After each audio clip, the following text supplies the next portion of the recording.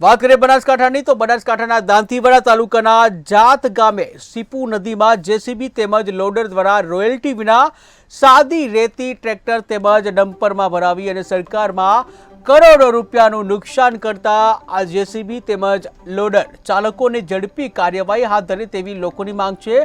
વહેલી સવારે 4 વાગ્યાથી ડમ્પરો સાદી રીતે ચોરી કરવાનું કાર્ય કરે છે અને જ્યાં મોટા પ્રમાણમાં રોયલ્ટી વિના રાજસ્થાનમાં લઈ જવામાં આવે છે।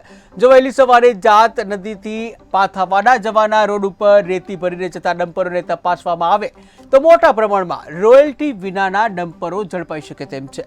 ત્યારે સરકારના લાખો રૂપિયા ચોરી થતા અટકી શકાય છે, પરંતુ ખાણ ખનીજ વિભાગના અધિકારીઓની મિલીભગતથી આ લોડર ભરાવનાર સામે કેમ કોઈ કાર્યવાહી નથી થતી તે પણ એક સવાલ છે।